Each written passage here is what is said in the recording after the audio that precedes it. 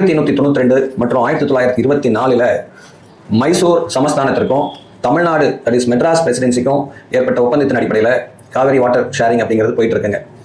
1974 இந்த ஏற்கனவே போடப்பட்ட ஒப்பந்தங்கள்லாம் கேன்சல் பண்ணிட்டு அந்த அடிப்படையில் ஒப்பந்தங்கள் இனிமேல் இல்லை அப்படின்ட்டாங்க. அதனால இந்த காவிரி பிரச்சனை அப்படிங்கிறது பெரிய லெவலில் மாற ஆரம்பிக்குது. அதனால 1990களில் என்ன பண்றாங்க அப்படின்னா காவிரி நதிநீர் நடுவர் மன்றம் அப்படின்னு அமைக்கிறாங்க. இந்த காவிரி நதிநீர் நடுவர் மன்றம் அப்படிங்கிறது என்ன பண்ணுது அப்படின்னா 1991 ஒரு இடைக்கால தீர்ப்பாக தமிழ்நாட்டிற்கு 205 டிஎம்சி தண்ணீரை கர்நாடகம் தர வேண்டும் அப்படின்னு ஒரு இன்ட்ரீம் ஆர்டர் கொடுக்குறாங்க.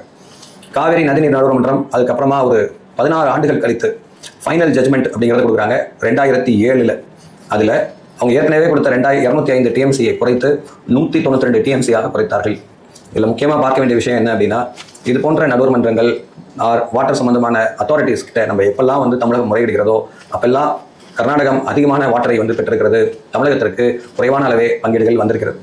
205 டிஎம்சியாக இருந்தது, அதுக்கு அடுத்தது 192 டிஎம்சியாக மாறிடுச்சு. அடுத்தபடியாக அதுக்கு முக்கிய காரணம் என்ன அப்படின்னா கர்நாடகம் அதனுடைய விவசாய பரப்பை அதிகரித்து கொண்டே செல்கிறது, தமிழகம் விவசாய பரப்பு அப்படிங்கிறது குறைஞ்சிக்கிட்டே வருது. அதுவும் ஒரு முக்கியமான காரணம். அதுக்கு அடுத்தபடியாக 1997 இந்த காவேரி நதிநீர் நடுவர் மன்றம் அளித்த தீர்ப்புக்கு எதிராக உச்சநீதிமன்றத்தில் வழக்குகள் தொடுக்கப்படுது. உச்சநீதிமன்றத்தில் 2018 அவங்க என்ன பண்றாங்க அப்படின்னா இறுதி தீர்ப்பை ஃபைனல் ஜட்மெண்ட் அப்படின்னு சொல்லி கொடுக்குறாங்க. அதன்படி உச்சநீதிமன்றத்தினுடைய தீர்ப்பின்படி கர்நாடகம் தமிழகத்திற்கு 177.25 டிஎம்சி தண்ணீரை கொடுக்க வேண்டும் அப்படின்னு சொல்லி சொல்றாங்க. உச்சநீதிமன்றம் இந்த தீர்ப்பை வழங்கிய பின்னர் இதை மேற்பார்வையிடுவதற்காக காவிரி வாட்டர் மேனேஜ்மெண்ட் அத்தாரிட்டி அப்படிங்கிறத உருவாக்கணும் அப்படின்னு சொல்லிட்டு உருவாக்குறாங்க. அதன்படி அந்த மேற்பார்வை ஆணையத்தின் கீழே தான் இந்த வாட்டர் ஷேரிங் அப்படிங்கிறது நடந்துகிட்டு இருக்கு. இதுல உச்சநீதிமன்றம் சொன்ன மாதிரி 177.25 டிஎம்சி தண்ணீரை கர்நாடகம் கொடுத்தது அப்படிங்கிறது இல்லவே இல்லை.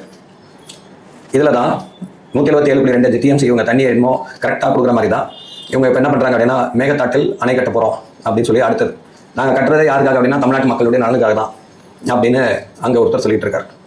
இப்போ இருக்கக்கூடிய முதலமைச்சராக இருக்கக்கூடியவர் அவர் 2018 அந்த சமயங்கள்ல எங்கள் ஆறு எங்களுடைய உரிமை, எங்கள் தண்ணீர் எங்களுடைய உரிமை அப்படிங்கிற மாதிரி முழக்கங்கள்லாம் வச்சார். இப்போ சமீபத்தில் ஒரு மாதத்துக்கு முன்னாடி, ஒரு மாதம் இல்லை 2 வாரத்துக்கு முன்னாடி அவர் சொன்னது என்ன அப்படின்னா இயற்கையை யாராலும் கட்டுப்படுத்த முடியாது அப்படின்னு சொன்னார். அப்போது காவிரியை அவர்கள் அரசியல் ரீதியாக பார்க்கிறார்கள், ஆனால் அது நமக்கு வாழ்வாதாரம். ஸோ அரசியல் அப்படிங்கிறது பெருசாக வாழ்வாதாரம் பெறுதா அப்படின்னா வாழ்வாதாரம் தான் பெரியுது. ஸோ அப்போ காவிரி விவகாரத்தில் நம்ம இத்தனை நாள் நம்ம இதுமாரி பண்ணிட்டு இந்த மாதிரியே இன்னமும் நம்ம அரசியல் செய்து கொண்டு இருக்கக்கூடாது. இந்த அரசாங்கம் அப்படி செய்யாது, செய்வதற்கும் வாய்ப்பில்லை. ஆகையால் இந்த விவகாரத்தில் இப்போ அடுத்த பிரச்சனை என்ன அப்படின்னா மேகதாட்டில் நாங்கள் அணை கட்ட